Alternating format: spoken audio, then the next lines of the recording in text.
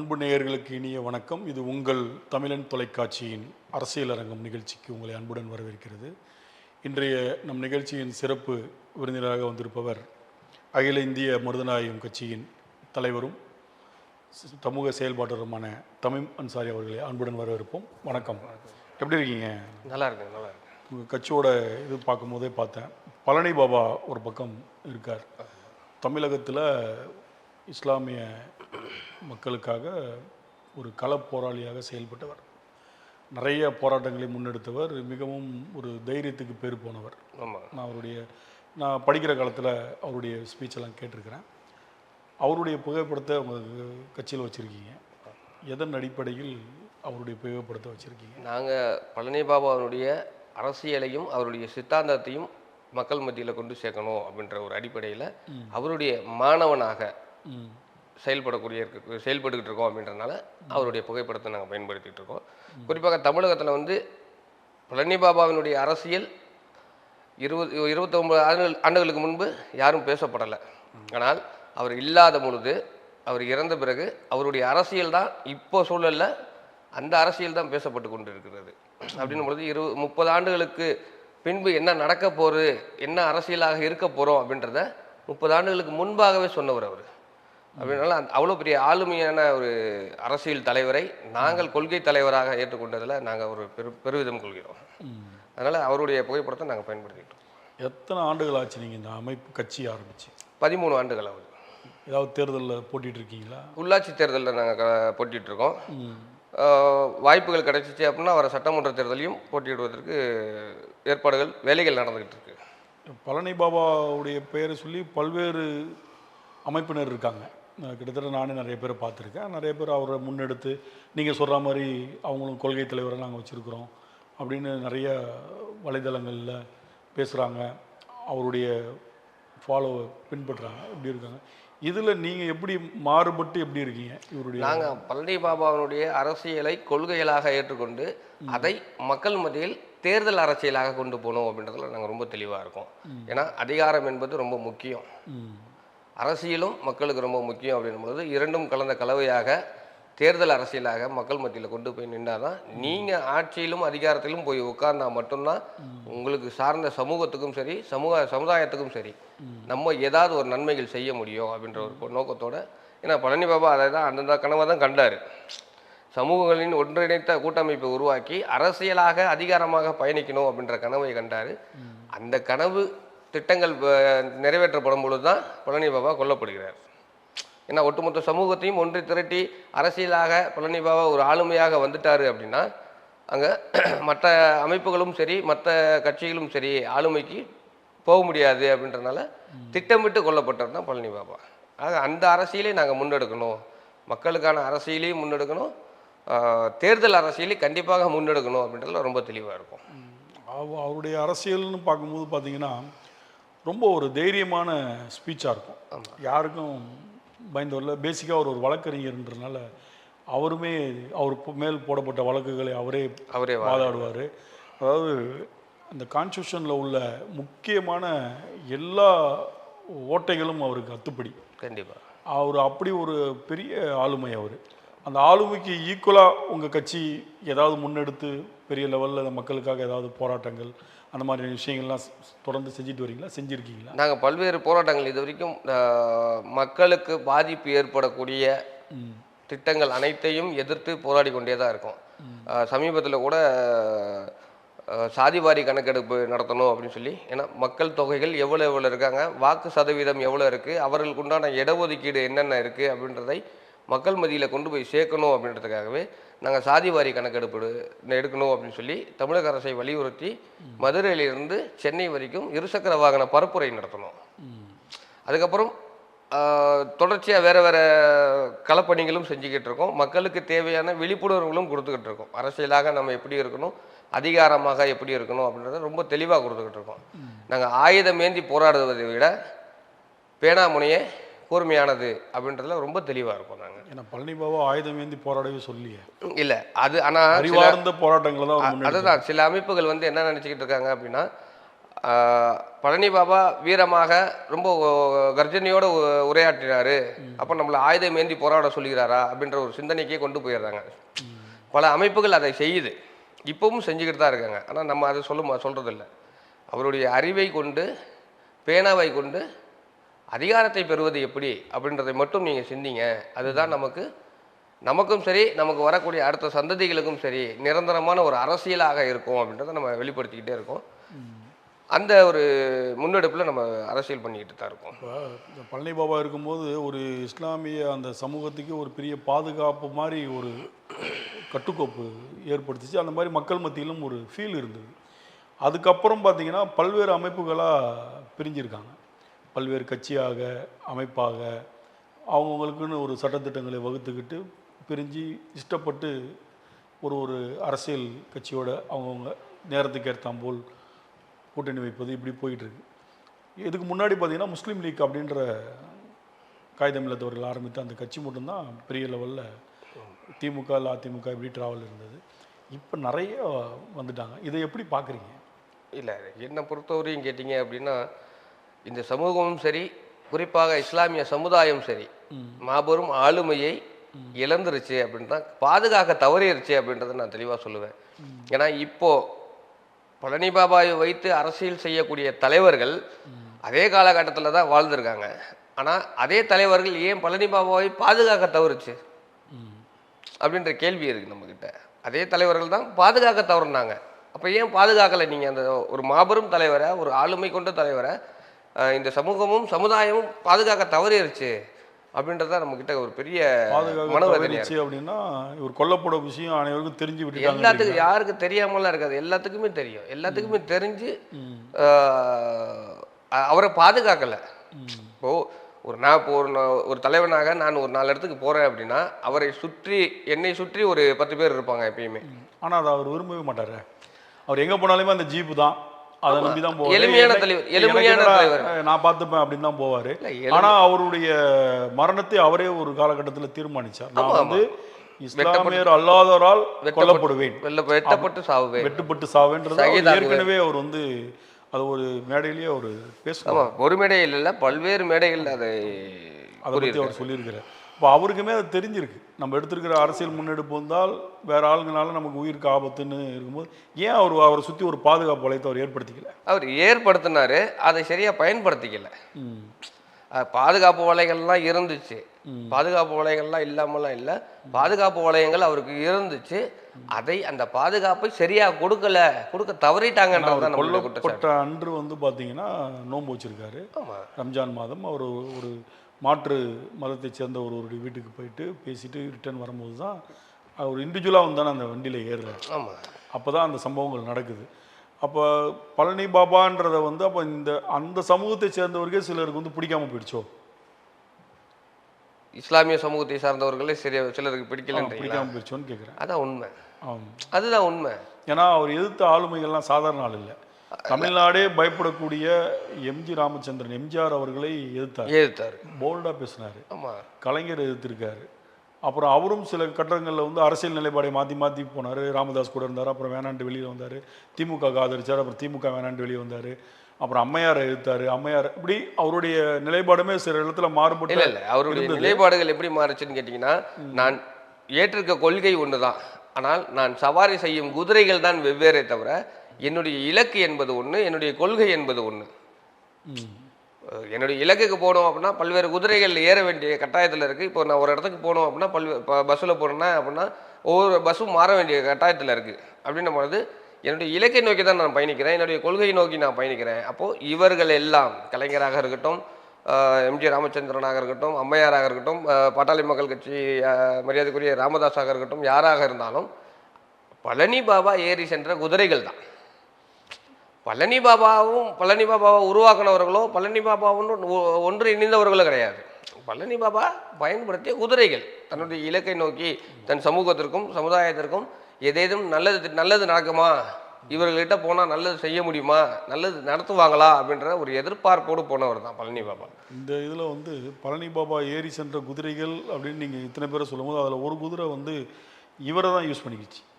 ஆமாம், பாட்டாளி மக்கள் கட்சி அதனுடைய வளர்ச்சிக்கு வந்து பழனி பாபான்ற அந்த மிகப்பெரிய ஆளுமை ஒரு காரணமாக இருந்தார். வன்னியர் சங்கமாக இருக்கும் பொழுது பாட்டாளி மக்கள் ஒரு ஏடிஎம்கேவும் சரி திமுகவும் சரி பல்வேறு துரோகங்கள் செய்யும் பொழுது அப்போ ராமதாஸை பழனி பாபா அழைத்து வன்னியர் சங்கத்தை கட்சியாக மாற்றுவோம், மாற்றி அமைப்போம் அப்படின்னு சொல்லும்போது பாட்டாளி மக்கள் கட்சி உருவாக்கி அதை முழுமையாக தமிழகத்தில் வளர்த்தெடுத்தது பழனி பாபா தான். அதில் யாரும் மாற்று கருத்து சொல்ல முடியாது. அதனுடைய நிறுவனர் அன்புமணி ராமதாஸ் அவர் கூட சொல்ல முடியாது. பழனி பாபா இல்லை அப்படின்னா பாட்டாளி மக்கள் கட்சி தமிழகத்தில் இல்லை அப்படின்றது தான் வரலாறு. அந்த வரலாறை யாராலையும் மாற்ற முடியாது. ஆனால் அந்த குதிரையையும் நம்ம பயன்படுத்த முடியுமா அப்படின்னு பார்த்தாரு. ஆனால் அது தொடர்ச்சியாக சாதிய சங்கமாகவே செயல்பட்டு இருந்துச்சு. அதுக்கு பழனி பாபா ஒரு கட்டத்துக்கு அப்புறம் சிந்திச்சார், இது வன்னியர் சங்கமாகவே இருந்திருக்கலாமே, நம்ம ஏன் இதை கட்சியாக மாற்றணும், கட்சியாக மாற்றியும் அது வன்னியர் சங்கமாக தான் செயல்படுது அப்படின்ற ஒரு மனநிலைக்கு போயிட்டு அதுலேருந்து வெளியே வராங்க. அதுலேருந்து வெளியில் வர. ஆமாம். இப்போ நிறைய இப்போ முஸ்லீம் லீக் இருக்குது, மனிதநேய மக்கள் கட்சி, எஸ்டிபி, இப்படி சொல்லிக்கிட்டே போகலாம். ஒரு 6-7 அமைப்புகள் கட்சிகளாக மாறி இப்போ அவங்கவுங்களுக்கு தேவையான அரசியல் கட்சியோடு இணைந்து சட்டமன்ற தேர்தலை சந்திக்கிறாங்க. இதில் முக்கியமாக இந்த ஒரே ஒரு விஷயத்தில் மட்டும் இவங்கெல்லாம் ஒற்றுமையாக இருக்காங்க. பிஜேபி இருக்கும் அணியில் சேருவதில்லை, அது மட்டும் ரொம்ப நாளாகவே அதை மட்டும் கரெக்டாக கடைபிடிச்சிட்டு வராங்க.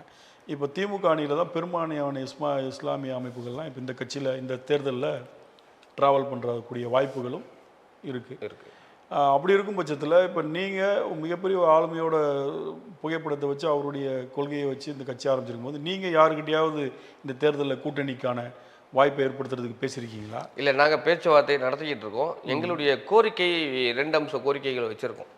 2 அம்ச கோரிக்கைகள் இந்த நான் முதல் அம்ச கோரிக்கையை பல ஆண்டுகளாக வைத்து கொண்டிருக்க கோரிக்கை. 38 சிறைவாசிகள் இருந்ததில் 8 பேர் இறந்துட்டாங்க. 28 சிறைவாசிகள் மட்டும்தான் இப்போ இருக்காங்க உயிரோட.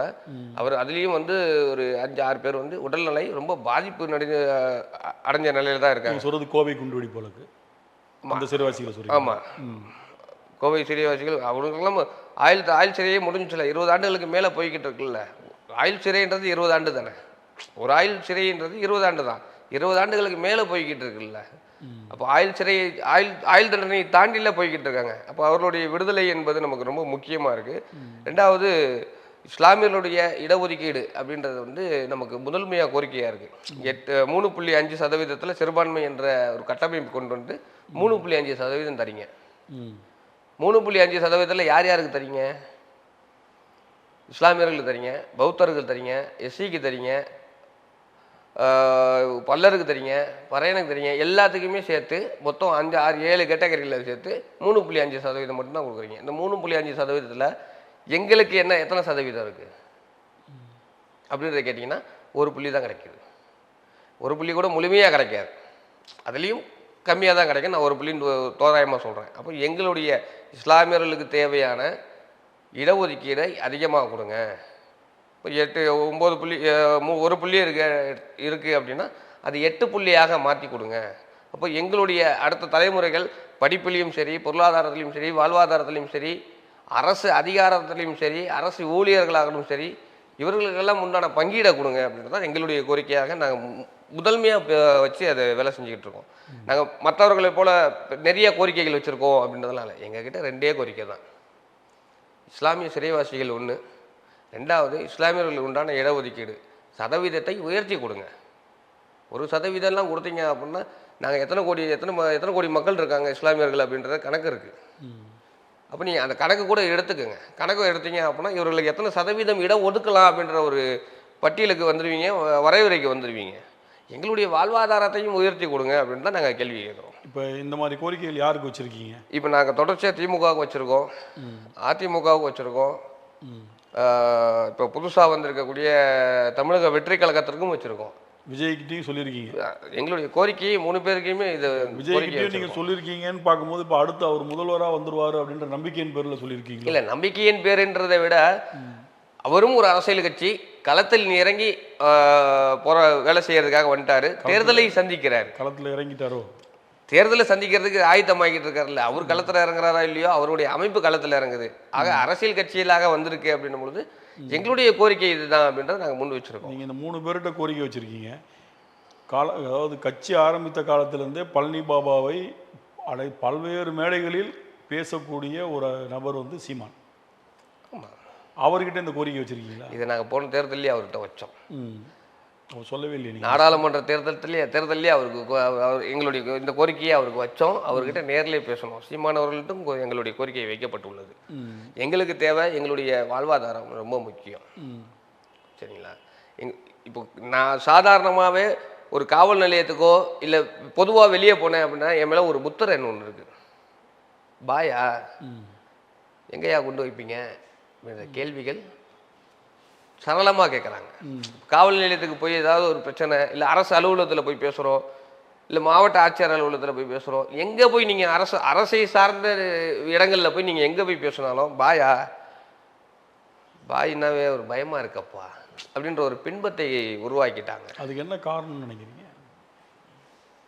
அது என்ன காரணம் அப்படின்னு கேட்டிங்கன்னா, எதிர்த்தவனை அடிச்சிருக்காங்க, தனக்கு தீங்கு செஞ்சவனை திருப்பி அடிச்சிருக்காங்க. இல்லைன்னு நான் சொல்லலை, அடித்தாங்க தான். ஆனால் அது வாழடி வாழையாக அது தொடரும் அப்படின்றது கிடையாது இல்லையா? நாங்கள் எங்களுடைய கேட்டகரி, எங்களுடைய வாழ்வாதாரத்தையும் மாற்றக்கூடிய சூழலில் நாங்கள் இருக்கோம். சரிங்களா? இஸ்லாமிய சமுதாயம் அப்படின்னாவே தீவிரவாதி அப்படின்ற முத்திரையை குத்தி வச்சிட்டிங்க. அதை முத்திரையை முழுக்க முழுக்க குத்துனது எங்கே அப்படின்னு கேட்டிங்கன்னா, திரைப்படம் வாயிலாக தான் அதிகமாக பரப்பப்பட்டது. மக்கள் மத்தியில் சீக்கிரமாக போய் சேரக்கூடிய விஷயம் என்னன்னு கேட்டிங்கன்னா திரைப்படம். இந்த திரைப்படம் மூலியமாகவே யார் படம் எடுத்தாலும் சரி, வன்முறை படமாக எடுக்கிறாங்க அப்படின்னாவே அங்கே தொப்பி போட்டு ஒரு தாடி வச்சுட்டு ஒரு பாய் வந்துடுவார். எல்லா சினிமாவிலையும் நடக்கக்கூடிய ஒரு விஷயம்.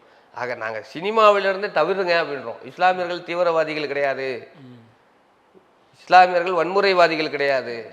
800 ஆண்டுகள் ஆண்ட பரம்பரை இது. நீங்கள் சொல்லும் போது சினிமா தான் முழுக்க முழுக்க காரணம் இஸ்லாமியர்களை ஒரு தீவிரவாதிகளாக காமிக்கிறதுக்கு மக்கள் மத்தியில் கொண்டு போய் சேர்த்ததுன்றீங்க. அதில் ஒரு சின்ன முரண் இருக்குது. என்னென்னா 95க்கு முன்பு வந்த தமிழ் படங்கள் அப்படின்னு நீங்கள் எடுத்துக்கிட்டிங்கன்னா, ஒரு கதாநாயகன் சின்ன பிள்ளையில் காணாமல் போயிட்டாருன்னா அவர் எடுத்து வளர்க்குறது ஒரு பாயாக தான் இருப்பார். அந்த பாய் அவருக்கு ஒழுக்கத்தை கொடுத்து வளர்த்து பெருசாக்கி அவர் சமூகத்தில் ஒரு முக்கியமான ஆளாக்குவார். இது வந்து அவன் இன்றைக்கி இருக்கிற பெரிய பிரபலமான ஸ்டாருங்க அத்தனை பேருமே ஒரு நிறைய படங்களில் நடந்திருக்கு. எக்ஸாம்பிள் படிக்காதவனில் பார்த்தீங்கன்னா ஒரு பாய் எடுத்து ரஜினியை வளர்த்துருப்பார். நாயகன் படத்தில் பார்த்தீங்கன்னா ஒரு பாய் எடுத்து கமலை வளர்த்துருப்பார். விஜயகாந்த் படத்தில் நிறைய படத்தில் அந்த விஷயங்கள் இருக்குது. அப்போ தவறி போகும் ஒருத்தனை நல்வழிப்படுத்தக்கூடிய ஒரு ஆள் வந்து ஒரு இஸ்லாமியத்தில் உள்ள ஒரு ஆளுன்ற மாதிரி தான் இந்த திரைப்படங்கள் ஆரம்பத்தில் காமிச்சிச்சு. 80லேருந்து 90 காலகட்டங்களில் நீங்கள் சொன்ன மாதிரி நடந்துச்சு. இல்லைன்னா மொத்தமாக திரையுலகம் நம்ம வந்து குற்றம் சாட்ட முடியாது. இல்லைன்னா சொல்லலை, ஆனால் அப்போ இருந்த கால சூழல் வேற. 80, 90 கால சூழல்கள் வேற. இப்போ நான் சொல்ல வர்றது என்னன்னா, இது எங்கேருந்து மாறுது அப்படின்னு பார்த்தீங்கன்னா, பாபர் மசூதி இடிப்புக்கு அப்புறம் இந்தியாவில் நிகழ்ந்த குண்டுவெடிப்பு சம்பவங்களுக்கு அப்புறம் தான் இந்த முத்திரைகள் ஆணித்தரமாக அழுத்தமாக குத்தப்படுது. அதை எதன் மூலியமாக திணிக்கப்படுதுன்னு ஒரு கேள்வி இருக்குல்ல, அதுதான் சொல்ல வரேன். அப்போ அதுக்கப்புறம் இந்த படங்களில் வரும்போது இது ஆரம்பத்திலேயே எதிர்த்திருந்தால் இந்த எல்லா படத்துலையும் இதுக்கு வந்திருக்காது இல்லையா? இல்லை, நாங்கள் அதை எதிர்த்திருக்கோம். இப்போ விஜய் கிட்ட கோரிக்கை வச்சுருக்கோம். விஜய் நடித்த துப்பாக்கி படத்துலையும் இப்போ துப்பாக்கி படத்துக்கு நாங்கள் எதிர்ப்பு தெரிவிச்சிருக்கோம். மரியாதைக்குரிய கமலஹாசன் அவர்கள் நடித்த விஸ்வரூப படத்துக்கு நாங்கள் எதிர்ப்பு தெரிவிச்சிருக்கோம். அதுக்கு ஆர்ப்பாட்டம், போராட்டம், பல்வேறு மாவட்டங்களில் ஆர்ப்பாட்டம் செஞ்சு கமல் வீடு முற்றுகையிட்டு, விஜய் வீடு முற்றுகையிட்டு எல்லா வேலையும் அதனுடைய ஆர்ப்பாட்டங்கள் நாங்கள் செஞ்சுருக்கோம். தொடர்ச்சியாக இஸ்லாமியர்களை திரைப்படத்தில் தீவிரவாதிகளாக சித்தரிக்காதீங்க அப்படின்ற கோரிக்கையை முன்வைத்து நாங்கள் ஆர்ப்பாட்டம். கமல் வீடு முற்றுகையிட்டும் விஸ்வரூபம்னு சொல்லும் போது, கமல் அந்த படத்தில் ஒரு இஸ்லாமிய உளவாளி, போலீஸ் அதிகாரி தான். அவர் தான் தவறு நடக்கிறதெல்லாம் கண்டுபிடிக்கிறார். அப்படி இருக்கும் பட்சத்தில் நீங்கள் எப்படி அதை எந்த மனநிலையில் அதை எதிர்த்தீங்க? இல்லை, ஒரு ஹிந்துவாக இருந்து இஸ்லாமிய தீவிரவாதிகளுடைய ஊடுருவார் இல்லையா, அது ஒரு விஷயம் இருக்குல்ல. அவர் இந்தியாவில் உள்ள அந்த தீவிரவாதிகளை பற்றி படம் எடுக்கவே இல்லை. நீங்கள் பொதுவாகவே இஸ்லாமியர்கள்னாவே அந்த சித்தாந்தம் வந்துடுது இல்லை. நீங்கள் இஸ்லாமியர்கள்னா தமிழ்நாட்டு இஸ்லாமியர்கள் வேற, பாகிஸ்தான் இஸ்லாமியர்கள் வேற, அசாம் இஸ்லாமியர்கள் வேற, அப்படி கிடையாது இல்லையா? அந்த மாதிரி யாரும் பிரித்து பார்க்கறது இல்லையா? பொதுவாக இஸ்லாமியர்கள் அப்படின்னாவே டோட்டலாக ஒட்டுமொத்தமாக தான் பார்க்குறாங்க. இப்போ இந்து முன்னணிலாம் சிரிக்காமல் சொல்லுது, நீங்களாம் பாய் பாகிஸ்தானுக்கு போங்க அப்படின்றாங்க. என்ன பண்ணுவீங்க? இது அவங்க அப்ப நான் பாகிஸ்தான்ல இருந்து வந்தேன்றீங்களா? இல்ல இந்து முன்னணியோட சித்தாந்தமே அதாங்க. பிஜேபி அதான் சொல்லுது. இந்து முன்னணியினுடைய அவங்களுடைய சித்தாந்தம்லாம் ஆமா, அவங்க ஆர்எஸ்எஸ் உடைய சிறுபான்மையரை கைப்பிள்ளைகள் தான். எதிர்த்து அரசியல் பண்ணவங்க. அவங்க திட்ட தான் செய்வாங்க. ஒரு திமுகவோ ஒரு அதிமுகவோ ஒரு காங்கிரஸோ இல்ல சீமான் கட்சியோ இல்ல விஜய் கட்சியோ அவங்க வந்து நீங்க பாகிஸ்தான் போங்கன்னா நீங்க வருத்தப்படலாம். இதே கலைஞர் தான் சொல்லலையா? கலைஞர் சட்டமன்றத்தில் சொல்லலையா? 3 முறை கூறியிருக்காரு இஸ்லாமியர்கள் தீவிரவாதி தான் அப்படின்ட்டு. அதனுடைய சட்டமன்றத்தினுடைய கோப்பில் எடுத்து பாருங்க. எந்த வருஷம் சொன்னார்? அது வருஷம் எனக்கு இல்ல. சும்மா வந்த போக்குல சொல்லக்கூடாது. இல்ல இல்ல இல்ல இஸ்லாமியர்களுடைய மிகப்பெரிய பாதுகாவலரா திமுகவுடைய பலமே வந்து இஸ்லாமியர்கள் தான். ஆமா, இல்லன்னு சொல்லல. அதே இஸ்லாமியர்களை சட்டசபையில சொன்னாரு கோப்புல இருக்குன்றது ஏற்புடையது இல்ல. இருக்குங்க, கண்டிப்பா நீங்க கரெக்டா இருக்கு. நான் உங்களுக்கு எடுத்து கூட காட்டுறேன். டிஸ்க்ளைமரோட போட்டு காட்டுங்க. நான் உங்களுக்கு எடுத்து கூட காட்டுறேன். நிகழ்ச்சி முடியறதுக்குள்ள நீங்க காமிக்கணும். நான் கண்டிப்பா எடுத்து காட்டுறேன். டிஸ்க்ளைமர்ல போட்டு காட்டுங்க. சாதாரண விஷயம் கிடையாது. நீங்க தாராளமாக நான் போட்டு காட்டுறேன். எடுத்து காட்டுறேன். கலைஞர் வந்து சாதாரண ஒரு கூட்டத்துல கூட அந்த மாதிரி சொல்ல மாட்டாரு. சட்டசபையிலே அவர் சொல்லியிருக்காரு. எனக்கு தெரிஞ்சு நான் படிச்ச அரசியலையும் இல்ல, நான் எடுத்தே கொடுக்குறேன். அதை பல்வேறு காலம் இந்த துறையில இருக்கேன். நான் இது வரைக்கும் அந்த மாதிரி பல்வேறு மீடியாக்கள்லையும் அதை பற்றி பேசியிருக்காங்க. அதான் சொல்றேன், அது இருந்ததுன்னா அந்த கோப்புகள் தாராளமாக தரேன், எடுத்து தரேன். உங்களுக்கு எப்படியா இருந்தாலும் நீங்கள் டெலிகாஸ்ட் பண்ணுறதுக்குள்ளாட்டி நான் தரேன். ஏன்னா அதை நீங்கள் டிஸ்பிளேலேயே போட்டு காட்டலாம். இன்று வரை திமுகவுடைய பலமே வந்து இஸ்லாமியர்கள் தான். எல்லா பள்ளிவாசலையும் இல்லைங்க, எல்லா பள்ளிவாசல்லையும் இன்னைக்கும் சரி, எல்லா பள்ளிவாசல் ஜும்மாக்கள்லையும் சரி, தேர்தல் நேரம் வந்துருச்சு அப்படின்னா நம்மளுடைய இஸ்லாமியருடைய வாக்கு மொத்தம் திமுகவுக்கே போய் சேரணும் அப்படின்றதுல பயான் பண்றாங்களோ இல்லையோ இந்த வாக்குறுதிகளை உள்ள சொல்றாங்க. தமீம் அன்சாரி அவர்களுக்கு தெரிந்த இந்த விஷயம் இன்னைக்கு போய் கூட்டணியில சேர போற அத்தனை பேருக்கு தெரியாம இருக்காதுல்ல. அவங்க தெரியுங்க, பேசியிருந்தா சொல்லியிருப்பாங்க. அவங்களுக்கு அந்த அரசியல் தேவைப்படுது இல்ல, இந்த அரசியல் அவங்களுக்கு தேவைப்படுது இல்ல. அவங்களுக்கு என்ன 2 சீட்டு தான் தராங்க. 234 சீட்டு தர முடியாது. எனக்கு 2 சீட்டு கொடுத்தாங்க அப்படின்னா திமுகவே திமுக தான் தமிழகத்திலே உயர்ந்த ஆளுமையான கட்சி அப்படின்னு சொல்லி நான் பரப்புரையே செய்வேன். அப்ப இந்த அதனாலதான் இப்ப இந்த குற்றச்சாட்டு வைக்கிறீங்களா? குற்றச்சாட்டு அதனால இல்ல, அப்போ சீட்டு கிடைக்குதுன்றனால அவங்க மறைக்கிறாங்க இல்லையா? தன்னுடைய சொல்லும்போது அன்சாரி அவர்கள் சொல்லும்போது தான் சொன்னீங்கன்னா அவங்க 2 சீட்னால கம்முன்னு இருக்காங்க அப்படின்றீங்க. அப்புறம் அடுத்து நீங்களே சொல்றீங்க எனக்கு 2 சீட்டு கொடுத்தா நான் திமுக பிரச்சாரம் செய்வேன். ஒவ்வொருத்தருடைய மனநிலைங்க. கொடுக்கலன்றனால இந்த குற்றச்சாட்டை கிடையாது. எங்களுக்கு கொடுக்க வேணாம் தான் சொல்றோம். எங்களுடைய கோரிக்கைகளை மட்டும் நிறைவேற்றுங்க அப்படின்னு தான் சொல்றோம். நாங்க இந்த கோரிக்கைகளை பல்வேறு இடத்துல வச்சுட்டு இருக்கோம், பல்வேறு தலைவர்கள்கிட்ட சொல்லிக்கிட்டு இருக்கோம். ஆனா அந்த தலைவர்கள் எல்லாமே நான் பேசுறேன் அப்படின்னு சொல்லிட்டு தேர்தல் நேரத்தில் என்ன பண்றாங்க? 2 சீட்டு 3 சீட்டு அதுக்கு மட்டும்தான் வேலை செய்யறாங்க. இஸ்லாமியனுடைய இடஒதுக்கீடு எத்தனை இருக்கு? எத்தனை தொகுதியில் நிக்கலாம்? 18 தொகுதியிலேருந்து 20 தொகுதி நிக்கலாம். நீங்க ஏன் நீங்க ஒன்றிணைந்து 18 தொகுதி நிக்க மாட்டீங்க? காகிதம் இல்லத்து காலத்துல 15-20 தொகுதிகள் வாங்கி போட்டிட்டவங்க தான். எனக்கு காகிதம் இல்லத்து மட்டும் தாங்க 21 தொகுதியில நின்று நான் சட்டமன்றத்துல பெரும்பான்மையான ஒரு இடத்துல உட்கார்ந்து. இவங்க இது வரைக்கும் 2-3 வாங்கினது இல்லை. கலைஞர் காலத்திலேயே நிறைய வாங்கியிருக்கிறாங்க, அவங்க போட்டிட்டு இருக்காங்க. அப்ப காகிதம் இல்லத்துக்கு அப்புறம் நீங்க சொல்லுங்க. காகிதம் இல்லத்து ரைட் 21 எம்எல்ஏக்கள் கையில் வச்சிருந்தார் காகிதம் இல்லத்து. அதுக்கு யார் காரணம்? 21 சீட்டு வாங்கிட்டு இன்னைக்கு வந்து 2 சீட்டுக்கு போய் நிக்கிறீங்கன்னா அதுக்கு யாரு காரணம்? இப்ப இருக்கக்கூடிய தலைவர்கள் தான் காரணம். அப்ப யாரு? அந்த அமைப்புக்குள்ளேயே இருக்கிறவங்க தானே காரணம். ஆமா, இப்ப இருக்கக்கூடிய தலைவர்கள் தான் காரணம். அவங்கள தானே திட்டணும். நீங்க வந்து 21 எம்எல்ஏக்கள் இருந்த இடத்துல ஒன்றும் இல்லாம கொண்டு போய் ஆக்கிட்டீங்களே, இப்படி பிரிஞ்சு போய் நீ அவங்கள தான் நீங்க எவ்வளவு சொல்லுவீங்க? இப்ப இங்க என்ன பிரச்சனைன்னு கேட்டீங்கன்னா இஸ்லாமியர்களுடைய ஒட்டுமொத்த அமைப்புகளுடைய கூட்டமைப்பை உருவாக்குங்க அப்படின்றோம். அப்ப அங்க என்ன கேள்வி கேட்கறாங்க தெரியுமா? நீங்க சினிமா படம் வந்தா மட்டும் எதிர்க்கிறதுக்கு ஒரு கூட்டமைப்பை உருவாக்கிட்டு இல்லங்க, இது கேட்டோம். இதை நாங்க எல்லா தலைவர்கள்ட்டையும் போய் பேசி இந்த கூட்டமைப்பு இஸ்லாமியர்கள் தலைவர்களுடைய இஸ்லாமிய அமைப்புகளுடைய கூட்டமைப்பை உருவாக்குங்க, பெரும்பான்மையான நம்ம சீட்டு கேட்கலாம், ஒரு குறைஞ்சது 20லேருந்து 21 சீட்டு கேட்கலாம், அந்த 21 சீட்லையும் கூட்டமைப்பாகவே நில்லுங்க அப்படின்னு சொல்லி பேசணும். பேசுனதுக்கு அங்கே ஒரே கேள்வி தான் கேட்டாங்க, இந்த கூட்டமைப்புடைய தலைமைத்துவத்தை யார் ஏற்றுக்குவா? அங்கேயும் அதான பிரச்சனை. தலைமைத்துவம் ஏற்றுக்கிறது அங்கே பிரச்சனையா இருக்கு. நான் கேட்குறேன், ஒற்றுமை இல்லாமல் தானே இருக்கீங்க. இல்லை, நான் அதை தான் சொல்கிறேன். நான் கேட்குறேன், பெரும் மதிப்பிற்குரிய ஜவஹர்லால் அவர்கள் வந்து என் பின்னால் 1.5 கோடி தொண்டர்கள் இருக்காங்கன்றாங்க. எத்தனை கவுன்சிலர் உருவாக்கி இருக்கீங்கன்னு கேள்வி இருக்குல்ல. நீங்க எம்எல்ஏவா இருக்கீங்க, இன்னொருத்தர் எம்எல்ஏவா இருக்காரு, ரைட்டு. உள்ளாட்சி தேர்தலில் எத்தனை கவுன்சிலர் உருவாக்கி இருக்கீங்க? எத்தனை மேயர் வந்திருக்காங்க? எத்தனை மேயர் உங்களுக்கு கொடுக்கப்பட்டிருக்கு? இஸ்லாமியர்களுக்கு உண்டான இடம் ஒதுக்கீட்டில் மேயர் பதவி வரணும்ல, எத்தனை மேயர் உங்களுக்கு கொடுக்கப்பட்டிருக்கு? மேயர் கிடையாது, அப்போ இதுக்கெல்லாம் பேசிக் உள்ளாட்சி தேர்தல் கிடையாது, இதுக்கெல்லாம் பேசிக்கான காரணம் என்ன? தலைவர்களுடைய ஒற்றுமை இல்லை. அதுதான் உண்மை. அதுதான் உண்மை. ஒற்றுமை இல்லை. ஒற்றுமையா இருக்கும் பட்சத்தில் நீங்க என்ன வேணாலும் பண்ணலாம். ஒரு சாதாரண ஒரு படத்தை எதிர்ப்பதற்கு ஒரு லீடரை தீர்மானிக்க கூட நம்மளால முடியல. அந்த இடத்துல தான் அங்க எதிர்க்க வரமாட்டாங்கல்ல. இல்ல இப்போ கூட்டணி கட்சியில திமுக இல்ல, நான் அந்த விஸ்வரூபம் படம் பிரச்சனையப்ப நான் ஒரு நிருபரா செய்தி எடுக்க ஒரு பெரிய நாளிதழில் இருந்தேன்.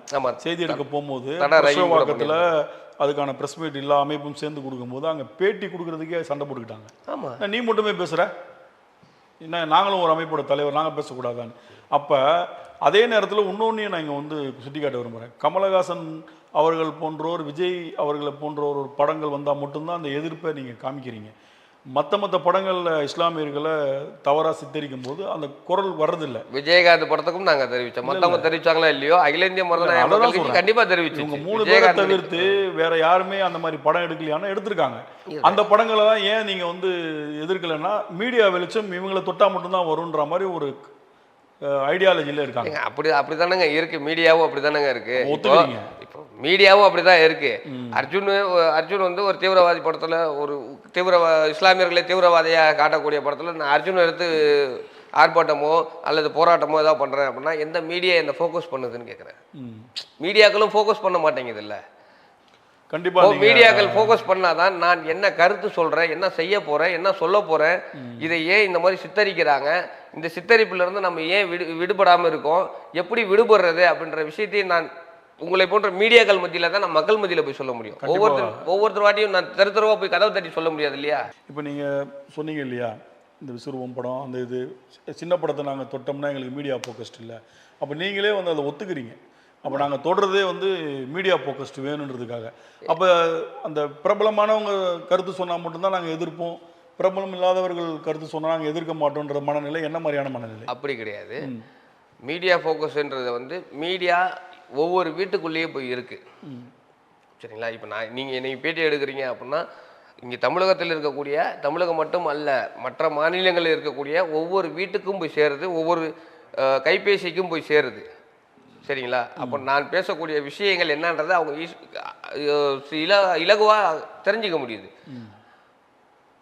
அப்போ நான் இந்த மாதிரி விஷயங்கள் பண்ணல, மீடியாக்கள் எங்களை ஃபோக்கஸ் பண்ணலை அப்படின்ற ஒரு கேள்வி இருக்குல்ல. அப்போ நான் ஒரு விஷயத்தை பதிவு பண்ணுறேன் அப்படின்னும் பொழுது உங்ககிட்ட பதிவு பண்ணுறேன், ரைட்டு, ஒட்டுமொத்த தமிழக மக்கள்கிட்டையும் ஒட்டுமொத்த இஸ்லாமியர்கள் மத்தியிலையும் நான் கொண்டு போய் சேர்க்கணும் அப்படின்னா ஒவ்வொரு தெருவும் அலைய முடியாது.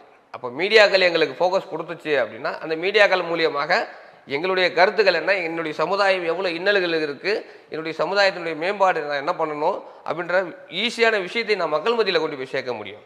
அதனால தான் எங்களுக்கு மீடியா சப்போர்ட் கொடுங்க அப்படின்னு நாங்கள் கேட்குறோம். இப்போ நீங்கள் ஃபஸ்ட்டு சொல்லும் போது ஒன்று சொல்லியிருந்தீங்க, எல்லாருமே பாயா நீ உங்களை பார்த்தாலே பயமாக இருக்குது அப்படின்னு சொல்கிறாங்க, நீங்கள் எங்கே குண்டு வைப்பீங்கன்னு சொல்கிறாங்க அப்படின்னு ஒரு பேட் ஒப்பீனியன் வந்துருக்குன்னு. இல்லை, எனக்கே அது நடந்துச்சு. இல்லை, அதான் சொல்ல வரேன். அப்படியான ஒரு பேட் ஒப்பீனியன் இருந்த அதே காலகட்டத்தில் தான் ஒரு இஸ்லாமியர் ஜனாதிபதியாக இருந்திருக்கார். இந்தியாவுக்கு ஜனாதிபதியாக இருந்து பெரும் போற்றக்கூடிய, இந்தியாவுக்காகவே பாடுபட்டு இந்தியாவுக்காகவே பல நல்ல திட்டங்களையும் பல நல்ல விஷயங்களையும் முன்னெடுத்து இந்தியாவை வந்து நம்ம இராணுவ கட்டமைப்பில் மிகப்பெரிய ஒரு ஆளுமையாக கொண்டு வந்து, அது ஒரு இஸ்லாமியர் தான். அவருடைய இறப்பை வந்து எந்த அரசியல் கட்சியும் எந்த பொதுமக்களும் மிரட்டி கடைகளை அடைக்க சொல்லாமல் தானாக முன் வந்து தமிழகம் முழுவதும் அவர் இறப்பு அந்த கடையை அடைச்சாங்க பண்ணாங்க. இதை எப்படி பார்க்குறீங்க? நீங்கள் சொன்ன அதே குற்றச்சாட்டு தான் நான் இப்போ கேட்குறேன். அவருக்கு அந்த மரியாதை இருந்தது இல்லையா? அப்போ அவர் இஸ்லாமியர் தானே, அவரை யாரும் அந்த மாதிரி சொல்லலை, பேசலைல்ல. நான் என்ன கேட்குறேன்னா, இது உங்களை கேட்ட அதே ஜென்ரேஷன் வந்து அவருக்கு பாதுகாப்பு கொடுத்துருக்காங்க. ஒரு போலீஸ் ஆஃபீஸரை உங்களுக்கு கேட்டிருக்கலாம் வச்சுப்போமே, அதே போலீஸ் ஆஃபீஸர் அவருக்கு பாதுகாப்பு கொடுத்துருக்காங்க. அப்போ இங்கே எங்கே வேறுபடுது? நம்மளுடைய செயல்பாடுகள் தானே அங்கே வந்து பிரச்சனையை உண்டு பண்ணுது. கல்வியில் வேறுபடும், கல்வியிலையும் பொருளாதாரத்துலையும் தான் வேறுபடும். பொருளாதாரத்தில் ஒன்றும் பெருசு இல்லையா? பொருளாதாரம் இல்லை அப்படின்னா கல்வி இருக்குல்ல, கல்வி இருக்குல்ல. இப்போ நான் படித்து இப்போ தமிழ் அன்சாரி BA BL அப்படின்னு போட்டு போனேன்னு வச்சுக்கோங்களேன், அதுக்கு தனி மரியாதை உண்டு. இப்போ படிக்காதது யார் தவறு? எங்களுக்கு கல்வி கொடுக்காதது யார் தவறு? கல்வி உங்களுக்கு கொடுக்கலன்னா யாரும் எங்கே கொடுத்தீங்க? எத்தனை சதவீதம் இடஒதுக்கீடுல எத்தனை சதவீதம் எங்களுக்கு கொடுத்தீங்க? நாங்கள் மட்டும் சரி, பணம் இருக்கிறவன் படிக்கிறான், பணம் இல்லாதவன் பாமரன் என்ன பண்ணுவான்? மூட்டை தூக்குறவன், கூலி வேலை. அரசு பள்ளியில் படித்தவன் தான். இல்லைங்க, மூட்டை தூக்குறவன், கூலி வேலை பார்க்குறவன், அவங்க பசங்களாம் எங்கே படிக்குது? அதிகபட்சம் எனக்கு தெரிஞ்சு 12வதோட நின்றுதுங்க. காலேஜுக்கு போகிறது கிடையாது. காலேஜுக்கு நீங்கள் போகிறது சொல்கிறது பொருளாதாரம் ஒரு இல்லை. 15 வருஷத்துக்கு முன்னாடி தான். இப்போலாம் வந்து நிறைய பேர் படிக்க ஆரம்பிச்சிட்டாங்க. அதாவது ஒரு 20 ஆண்டுகளுக்கு முன்புலாம் பார்த்தீங்கன்னா 5வது 6வது படித்தாலே வேலைக்கு அனுப்பிச்சிருவாங்க, இல்லை ஃபாரின் அனுப்பிச்சிருவாங்க. ஒரு 18 வயசு ஆனால் பாஸ்போர்ட் எடுத்து கொடுத்து வேலைக்கு போ அப்படின்னு. இப்போ ஒவ்வொரு குடும்பத்திலும், நான் மதம் ஜாதி சார்ந்து சொல்கிறேன்னு கிடையாது, படிக்க ஆரம்பிச்சிட்டாங்க. ஒரு குடும்பத்தில் 4 பேர்னா 4 பேர் டிகிரி முடிக்கிறான். அந்த விழிப்புணர்வு இப்போ வந்துருச்சு. இப்போ உள்ள காலகட்டத்தில் நீங்கள் வந்து தமிழ் மன்சாரி பிஏபிஎல் இல்லைன்னா காஜான்ற பேரில் பிஏபிஎல் இருக்குது, நிறைய வந்துட்டு இருக்காங்க. இல்லை இல்லை, அந்த மாற்றங்கள் இப்போ மாற்றங்கள் மாற்றங்கள் ஏற்படும் போது இப்போ உங்களை மாதிரி அமைப்புகள்லாம் வந்து நாங்கள் அப்படி இல்லை அப்படின்றத ஃபோக்கஸ் பண்ணணும். நீங்கள் எப்படி எங்களை தவறுதலாக நீங்கள் சுட்டி காட்ட முடியும்? யாரோ ஒருத்தம் பண்ணுற தப்புக்கு ஒட்டுமொத்த ஒரு சமுதாயத்தின் மீது நீங்கள் எப்படி அவச்சொல்லும் பழி சொல்லும் நீங்கள் சொல்லலாம் அப்படின்றத நீங்கள் முன்னெடுக்கணும். நீங்களாம் ஒரு அமைப்பு இல்லையா? இல்லை, அதை தான் முன்னெடுத்துக்கிட்டு இருக்கோம். எங்களுக்கு தேவை கல்வியும் தேவை, கல்வியும் பொருளாதாரமும் தேவை. அதை கொஞ்சம் மேம்படுத்தி கொடுங்க அப்படின்றதுனால தான் இடஒதுக்கீடு 8% கொடுங்க அப்படின்றத கேட்குறோம். நீங்கள் சொல்கிறத வந்து 100ல் 10 பேர் படிக்கிறான் அப்படின்னும் பொழுது 90 பேருக்கு அந்த படிப்பு போய் சேர மாட்டேங்குது. நாங்கள் என்ன கேட்குறோம், எங்களுக்கு 100க்கு 100 பேரையும் படிப்புக்கு கொடுங்க அப்படின்னு தான் கேட்குறோம். எங்களுக்கு பொருளாதாரம் கொடுங்க, எங்களை வாழ்வியலில் உயர்த்தி பண்ணுங்க அப்படின்றது எல்லாமே ஒரு பக்கம் இருந்தாலும் எங்களுக்கு கல்வி ரொம்ப முக்கியமாக இருக்குது. கல்வியை எங்களுக்கு முழுமையாக கொடுத்து பழகுங்க அப்படின்னு தான் சொல்கிறோம். இப்போ டாக்டர் படிக்கிறோம் அப்படின்னா நீட் தேர்வு இல்லாமல் டாக்டர் படிக்க முடியுமா? அது ஒன்றிய அரசு கொண்டு வந்தது. இதெல்லாம் நீங்கள் எதிர்த்து வேலை செய்யணும். இல்லை, தமிழகத்தில் எல்லாத்தையுமே எதிர்த்து வேலை செய்யுங்க. நமக்கு இடஒதுக்கீடு வரல. இஸ்லாமியர்கள் மட்டும் பாதிக்கப்படுறாங்கன்னு சொல்ல முடியாதுல்ல. பொதுவாக தான் சொல்கிறேன் நான், பொதுவாக தான் எல்லாத்துக்கும் சேர்த்து தான் சொல்கிறேன் நான். எல்லாத்துக்கும் சேர்த்து தான், இஸ்லாமியர்கள் மட்டும்தான் படிக்கணும் அப்படின்றதெல்லாம் இல்லை. படிப்பு என்பது எல்லாத்துக்கும் பொதுவான ஒரு விஷயம். அந்த பொதுவை எல்லாத்துக்கும் கொடுங்க. எங்களுக்கு கிடைக்கல அப்படின்றது தான் எங்களுக்கு ஆதங்கமாக இருக்குது. நீங்கள் கிடைக்கலன்றீங்க, நிறைய பேர் படிச்சுக்கிட்டு தான் இருக்கிறாங்க. புள்ளி விவரங்கள் இன்று வந்து நிறையா நல்லா நீங்கள் புள்ளி விவரத்தை பாருங்க. இன்னமும் சிம்பிள். இப்போ நான் எக்ஸாம்பிள் சொல்கிறேன் பாருங்க. இப்போ எங்கள் குடும்பத்தில் நான் மட்டும்தான் படிச்சிருக்கேன் அப்படின்னு நான் எடுத்துக்கிட்டேன்னா, இப்போ என் பசங்க 2 பேருமே படிச்சுட்டு இருக்கான். சரி, நான் சொல்ல வர புள்ளி நாங்கள் 5 பேர், நான் ஒருத்தன் தான் படித்தேன் டிகிரி. இப்போ என் பிள்ளைங்க 2 பேருமே படிச்சுட்டு இருக்கிறான். ஏன்னா என்னை சார்ந்து அதே மாதிரி இருக்கிற இஸ்லாமிய மற்றவங்களும் பார்த்தீங்கன்னா 4 பிள்ளைங்கன்னா 4 பேரும் டிகிரி படிச்சுட்டு இருக்கான். 20 ஆண்டுகளில் மாறி இருக்குன்னு சொல்கிறேன். நான் மற்றவங்கள உதாரணத்துக்கு எடுத்துக்கல, நான் நானே உதாரணத்துக்கு எடுத்து சொல்கிறேன். நான் இப்போ நீங்கள் படிக்கலன்னு சொல்கிறதுக்காக சொல்கிறேன். இல்லை, உங்கள் தந்தை உங்களை படிக்க வச்சாரு. சரிங்களா, உங்கள் தந்தை உங்களை படிக்க வச்சதுனால நீங்கள் ஓரளவுக்கு படித்து அந்த படிப்பை வைத்து பொருளாதாரத்தை உருவாக்கணும் அப்படின்றத கன்வே பண்ணி நீங்கள் வந்துட்டீங்க. வந்த பிறகு உங்கள் பிள்ளைகளை படிக்க வைக்கிறீங்க, ரைட்டு, சரிங்களா. ஆனால் உங்கள் தந்தை உங்களை நல்ல ஒரு படிப்பாக நல்ல டிகிரி முடித்து ஒரு கவர்மெண்ட் ஜாப் அந்த மாதிரி ஏதாவது கொண்டு போயிருந்தாரு அப்படின்னா நீங்கள் என்ன பண்ணுவீங்க? எனக்கு அப்போ 4 பிள்ளைகளை கவர்மெண்ட் ஜாப்ல பெரிய இன்ட்ரெஸ்ட் இல்லை எனக்கு. இல்லை, பொதுவாகவே இப்போ எல்லாருமே எங்களுக்கு கவர்மெண்ட் ஜாப்ல இன்ட்ரெஸ்ட் இருக்குங்க. இப்ப இருக்கக்கூடிய சமுதாயத்துல தலைமுறைகளுக்கு இருக்குன்ற எக்ஸாம் எழுதி நிறைய பேர் வராங்களாங்க. இப்போ கூட 3 கலெக்டர் வந்திருக்காங்க. கிடைக்கலையே. இல்ல, நீங்க ஒட்டுமொத்தமா நீங்க நான் சொல்றீங்களா, நீங்க புள்ளி விவரத்தை எடுங்க, புள்ளி விவரத்தை எடுத்துட்டு சொல்லுங்க. ஒட்டுமொத்தமா வந்து கிடைக்கலன்னு சொல்லவே முடியாது. இல்லையே, கிடைச்சிருச்சு அப்படின்னா ஜட்ஜின்னு எடுத்துக்கிட்டாலும் இருக்கிறாங்க. ஒரு 40 ஜட்ஜினா 3 ஜட்ஜி இருக்கிறாங்க இஸ்லாமியர்கள்ல. 40 ஜட்ஜில 3 ஜட்ஜி போதுங்களா? இல்ல, அதுதானே உங்களுக்கு வந்து இடஒதுக்கீடுல அப்படிதானே வரும். அதான் கேக்குறேன், வேற சமூகத்தினர் இருக்காங்க. நான் கேக்குறேன், அந்த 3 புள்ளி எங்களுக்கு வேணாம்ன்ற. கிறிஸ்தவர்கள் இருக்காங்க, மற்ற ஜாதி அமைப்பினர் இருக்காங்க. எல்லாத்தையும் பகிர்ந்து தானே கொடுக்க முடியும். ஒட்டுமொத்தமாக 8.5 நீங்கள் உங்களுக்கு கேட்குறீங்கன்னு வைங்க, 10.5 பாமக கேட்குது, ஷெட்யூல் காஸ்ட் அவங்க கேட்குறாங்க, எங்களுக்கு 18% கொடுன்றாங்க, தேவேந்திர வேளாளர் எங்களுக்கு ஒரு 10% கொடு. இப்போ அப்புறம் இந்த தேவர் இருக்காங்க, மற்ற நாடார் கம்யூனிட்டி இருக்குது. இப்படி பரவலாக நம்ம ஜாதிகள் நிறையா இருக்குது. கேட்குறேன், எல்லாத்துக்கும் பிரிக்கிறதுக்கு இங்கே இல்லையே. எல்லாத்துக்கும் எவ்வளோ கொடுக்குறீங்க? 100% எல்லாத்துக்கும் என்ன பிரிங்க? அதுக்கு தான் நீங்கள் சாதிவாரி கணக்கு எடுப்பு எடுங்க சொல்கிறீங்க. போன ஆண்டு ஒரு கல்லூரியில், அரசு கல்லூரியில் இஸ்லாமியர்கள் உள் ஒதுக்கீட்டில் படிக்கிறதுக்கு ஆள் இல்லை. அந்த சீட்டு ஃப்ரீயாக இருக்குது. எந்த கல்லூரியில்? அது ஒரு கல்லூரி, சென்னையில் உள்ள ஒரு கல்லூரியில் நான் நேரடியாக போய் பார்த்தது. அந்த சீட்டில் 2 ஃபில் பண்ணவே இல்லை. அந்த படிப்பு கேட்டு அங்கே யாருமே அப்ளை பண்ணலை. ஒன்று, கடைசியில் அதை வந்து வேற ஒருத்தவங்களுக்கு அதை கொடுக்குறாங்க. அதுக்கு என்ன காரணம்? அப்போ அங்கே சீட்டு இருக்குது, அப்போ நம்ம ஆளுங்க அதை போய் அப்ளை பண்ணலையா? சீட்டு மக்களுக்கு போய் சேருதான்னு கேள்விக்கு அவங்க தான் ஓட்டுறாங்களே.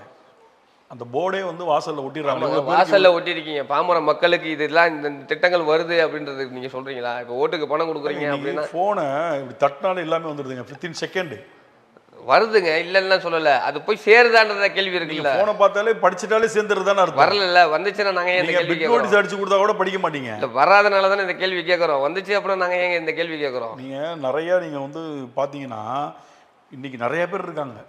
இப்ப பழனி பாபாவுடைய முக்கியமான அம்சம் நான் படிப்பு தான். எல்லாரையும் படிக்கணும்னு சொன்னாரு. பழனி பாபா இன்னைக்கு ஏன் நம்ம பேசுறோம்னா அவருடைய ஆளுமையான பேச்சுக்கள், அவர் அந்த சமுதாயத்துக்காக போராடிய போராட்டங்கள், எல்லாரும் படிங்க எல்லாரும் செய்யுங்க. அவர் காலகட்டத்தில் பார்த்தீங்கன்னா படிக்கிறதுல ரொம்ப பேர் படிக்கவே இல்லை, எல்லாம் வேலை வெட்டி தான் பார்த்துட்டு இருந்தாங்க. ஒரு 10வது வரைக்கும் படிப்பாங்க, அதோட ஃபாரின் போயிடுவாங்க. அப்படி தான் இருந்தது. நான் சொல்கிறது வந்து 2000க்கு அப்புறம் தான் இந்த படிப்பு சம்பந்தமான விஷயங்கள் நிறைய முன்னெடுக்கப்பட்டது. நிறைய பேர் படிக்கிறதுக்கு ஆர்வமாக வந்தாங்க. ஃபாரின் போயிட்டு அப்பா ஃபாரின் போயிடுவார், பையன் எத்தனை 10வது பிடிச்சிட்டானா அவன் பாஸ்போர்ட் எடு அப்படின்னு கூப்பிட்ட காலம் போய் இல்லை இல்லை அவன் படிக்கணும், இல்லை இல்லை நான் பணம் அனுப்புகிறேன், அவனை டிகிரி படிக்க வை, பிஇ படிக்க வை, டாக்டருக்கு படிக்க வை அப்படின்ற காலம் கடந்த 20 ஆண்டுகளாக மாறி இருக்கு. படிச்சுக்கிட்டும் இருக்காங்க. எங்கே போனாலுமே ஒரு இப்போ தமிழ் அன்சாரி மாதிரி ஒரு பேரை சொல்கிறோம் அப்படின்னா இர்ஃபான் அப்படின்னா இர்ஃபான் படிச்சுட்டு இருக்காரு, சாகித்னா அவர் படிச்சுட்டு இருக்காரு, ராசிக்கு அவர் படிச்சுட்டு இருக்காரு, அப்தாயர்னா படிச்சுட்டு, இப்படி எல்லாருமே இப்போ சென்னையில் ஒரு நியூ காலேஜ் ஒன்று இருக்குது, உங்களுக்கு தெரியாது ஒன்றும் இல்லை. அங்கே மெஜாரிட்டி 80% வந்து இஸ்லாமியர்களுக்கு தான் முன்னுரிமை. அதே மாதிரி எஸ்ஐடி இஸ்லாமியர்களுக்கு முன்னுரிமை. இப்படி நிறையா கல்லூரிகள் இருக்குது. ஜமால் முகமது கல்லூரி திருச்சி. இப்போ இங்கெல்லாம் நீங்கள் பார்த்தீங்கன்னா 5000 பேர் கெப்பாசிட்டி உள்ள காலேஜில் 3500 பேர் இவங்களுக்கு தான் சீட்டு கொடுக்குறாங்க. அது 3500 பேர் ஃபில் ஆகி மீதி கேட்குறாங்க, எங்களுக்கு சீட்டு கொடுங்க, நாங்கள் எங்கே போகிறதுன்னு கேட்குறாங்க. நியூ காலேஜ்லேயும் அந்த நிலை இருக்குது. அப்போ படிப்பதில் இவங்க முன்னோடியாக இன்றைக்கி வந்துக்கிட்டு இருக்காங்க. அதை தான் நான் உங்களுக்கு புள்ளிவரமாக சொல்லிகிட்டு இருக்கேன். நீங்கள் இல்லைன்றீங்க இல்லையா, அது இருக்குது, இப்போ வளர்ந்துருக்கு. இன்னும் அதை வளர்க்கிறதுக்கான வேலைகளை உங்களை மாதிரி அமைப்புகள் ஏற்படுத்தணும், செய்யணும். ஏன்னா ஒரு காலத்தில் இல்லை, இப்போ வந்துட்டாங்க. அப்போ இந்த மாதிரியான பேச்சுக்களும் ஏச்சுக்களும் யார் மாற்றக்கூடிய இடத்துல வராங்கன்னு பார்த்தீங்கன்னா இந்த படித்து வரவன் தான் அதை மாற்றுவான். அதில் ஒரு 10 பேர் இன்ஸ்பெக்டர் ஆகிறான்னு வைங்களேன், உங்களை கேட்ட அதே கேள்வியை அந்த இன்ஸ்பெக்டர் இன்னொருத்தன் கேட்க மாட்டான். நான் சொல்கிறது உங்களுக்கு, ஒரு 10 பேர் கலெக்டர் ஆகும்போது அவன் சொல்லுவான், எங்கள் சமூகம் அப்படி கிடையாது, நீங்கள் எப்படி தப்பான கண்ணோட்டத்தில் இருக்கீங்க அப்படின்னு.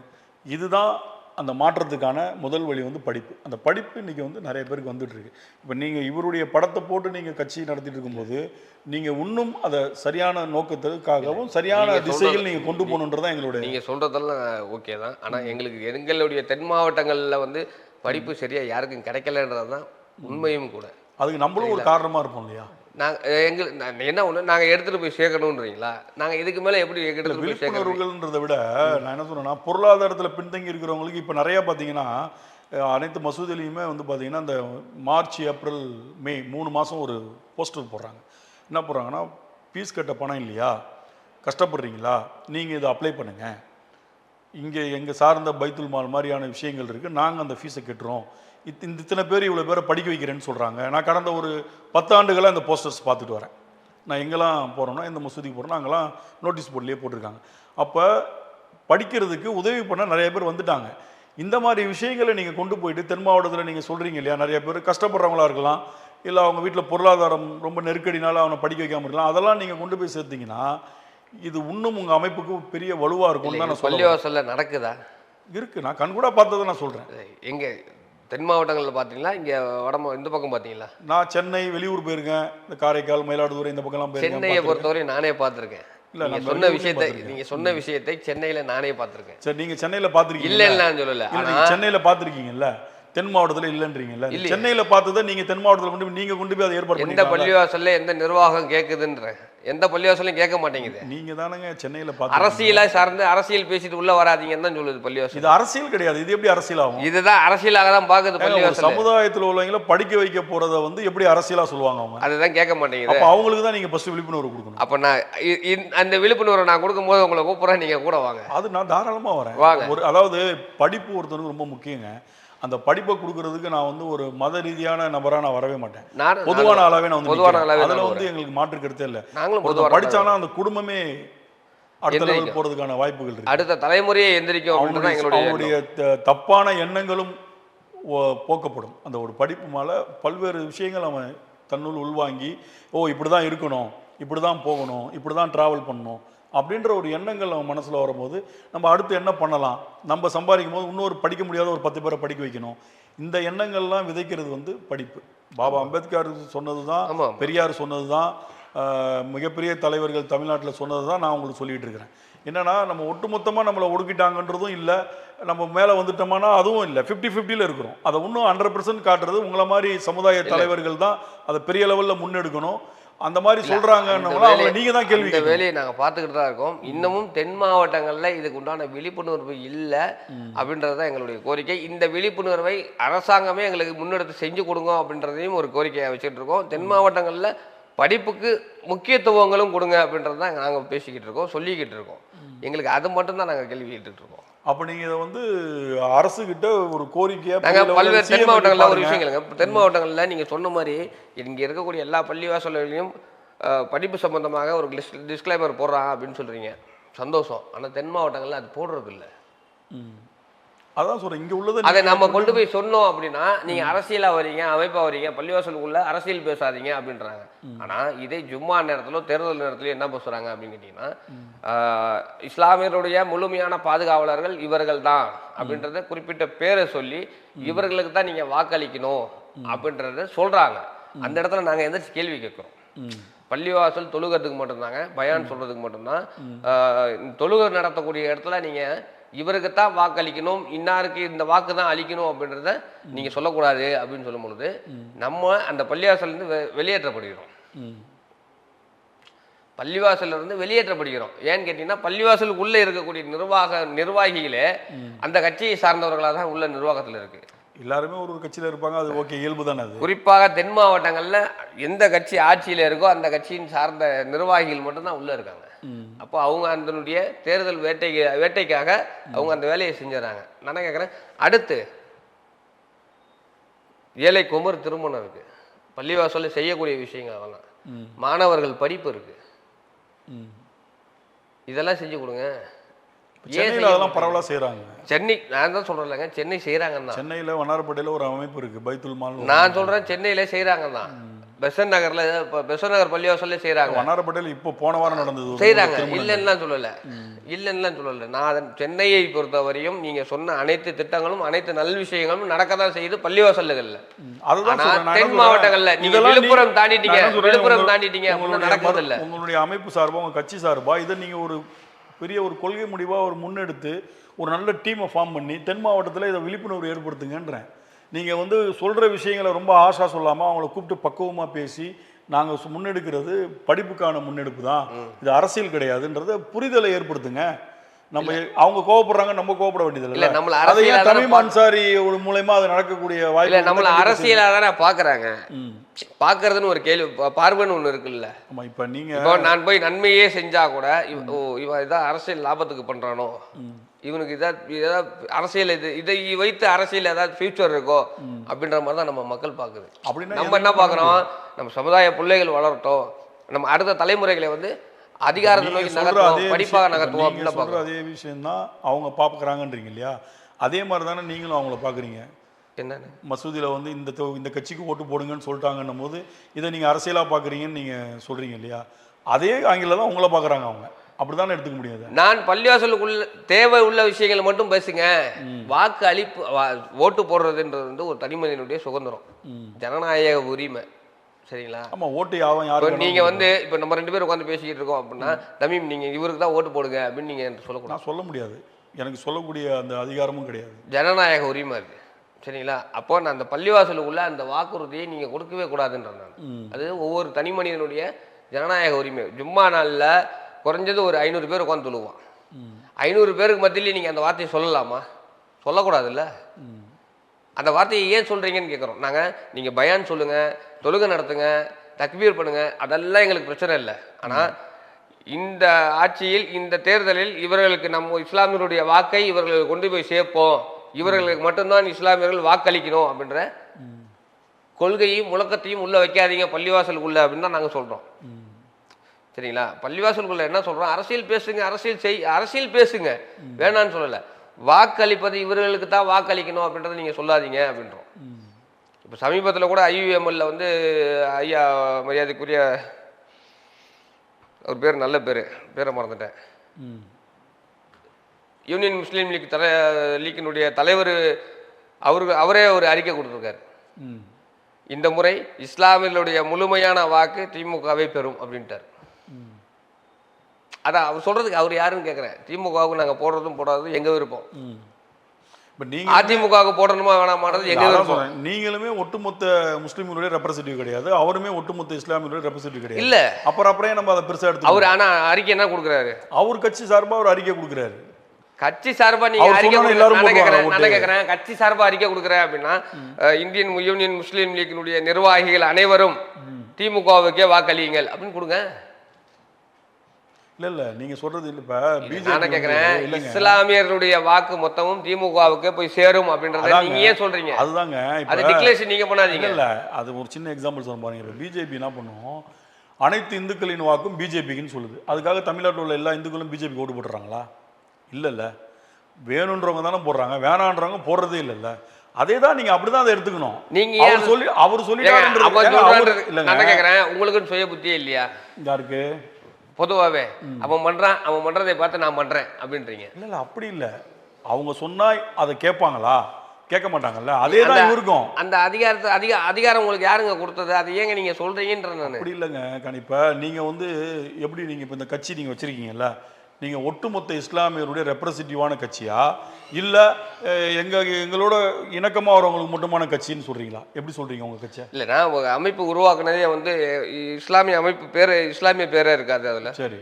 கட்சியில இஸ்லாமியர் பேரே இருக்காது. மருதநாயகம்ன்றது பொதுவான பேராக தான் போட்டிருக்கேன். மருதநாயகம் என்கிற கான் சாஹிப் அப்படின்னு தான் இருந்துச்சு. கான் சாஹிப் எடுத்துட்டு தான் நாங்க வெறும் மருதநாயகம் அப்படின்னு போட்டு. மருதநாயகம் வந்தாலே அது ஒரு இஸ்லாமிய பேருடைய மதுரை ஆண்ட நாயகன். சரிங்களா? மதுரை ஆண்ட நாயகன். புரியல. கமலை திட்டினாலும் கமல் படத்தோட தலைப்பு தான் வச்சிருக்கீங்க கட்சிக்கு. கமல் படத்தோட தலைப்பு இல்லைங்க, மருதநாயகத்தை பத்தி நீங்க படிச்சீங்க அப்படின்னா வரலாறு. மருதநாயகன் ஒரு படம் கமல் எடுத்தார் இல்லையா? ஆமா, அது சொல்றேன். அது அதிகமாக பேசும் பொருளாக மாறினது. அவர் படம் எடுத்ததுக்கு பிறகு பேசும் பொருளாக மாறிச்சு. மருதநாயகம் என்பவர் இஸ்லாமியர்களுக்கே தெரியாது. ஆமா, அவர் அதான் சொல்றேன். அப்ப ஒரு இஸ்லாமியரை கூட வெளிப்படுத்துறதுக்கு கமலுடைய இன்டென்ட் தேவைப்படுது. ஆனால் அவர் ஏதாவது ஒன்று எதிர்க்கும் போது உடனே நம்ம ஆளுங்க வரலாறு படமா ஆக்கப்படல. பொருளாதார ரீதியான பிரச்சனைகள். அது படம் ஆக்க முடியாதுங்க அந்த படத்தை. அன்னைக்கு உள்ள சூழ்நிலையில பொருளாதார இல்லைங்க. அவர் எடுத்த அந்த 10 நிமிட படமே கிட்டத்தட்ட 3-4 கோடி ரூபாய் செலவு பண்ணார் அப்பவே. இல்ல நீங்க ஒரு 4 கோடி 5 கோடி செலவு பண்றதெல்லாம் ஓகே. மருதநாயகத்தினுடைய வரலாறை நீங்க படமா எடுத்தீங்க அப்படின்னா உங்களுக்கு பல்வேறு இடத்துல இருந்து எதிர்ப்புகள் வரும். எதிர்ப்புகள்லாம் கமல் பார்க்காத ஆள் கிடையாது. எல்லாத்தையும் பார்க்காத ஆட்கள்லாம் இல்லைங்க. நீங்க மேக்சிமம் அதிகமான எதிர்ப்புகள் இஸ்லாமியருடைய எதிர்ப்புகள் மட்டும்தான் பார்த்துருப்பீங்க. ஓகேங்களா? ஆனால் மருதநாயகத்தினுடைய படத்தை நீங்க வெளியிட்டீங்க அப்படின்னா டோட்டலாகவே நீங்க எல்லாரையுமே எதிர்க்கிற மாதிரி ஆயிரும். ஏன்னா அந்த அளவுக்கு கொஞ்சம் கான்ட்ரவர்சியான ஆள் நம்ம மருதநாயகம். சரிங்களா? அவருடைய வரலாறுலாம் சும்மா சாதாரணமான வரலாறு கிடையாது. அவர் எங்கேருந்து எப்படி வந்தார், என்னவாக இருந்தார், இந்த ஆளுமைக்கும் இந்த மதுரை ஆளக்கூடிய தகுதிக்கு வரக்கூடிய விஷயங்களுக்கு என்னென்ன பண்ணியிருக்காரு அப்படின்ற கேள்விகள் நிறைய இருக்கு. கண்டிப்பா. அப்போ வரலாறா பேசணும்னா அந்த வரலாறை நம்ம எடுத்து காட்ட வேண்டியது இருக்கும். கண்டிப்பா நிறைய பேர் காட்ட வேண்டியது இருக்கும். உங்களுடைய அமைப்பும் கட்சியும் இந்த தேர்தலிலும் சரி, அடுத்து வரக்கூடிய தேர்தலும் சரி, ஒரு சமுதாயம் மட்டும் இல்லாமல் அனைத்து தரப்பு மக்களுக்காக பல போராட்டங்களையும் செய்கிற கட்சி தான் உங்கள் கட்சி. நீங்கள் சொல்லியிருக்கீங்க. உங்கள் நேரத்தை ஒதுக்கி நம் நிகழ்ச்சிக்கு கலந்துக்கிட்டு பல்வேறு கருத்துக்களையும் பல்வேறு விளக்கங்களையும் கொடுத்துருக்கீங்க. உங்களுடைய கருத்துக்கும் விளக்கங்களுக்கும் வந்தமைக்கு நன்றி. நன்றி. வணக்கம்.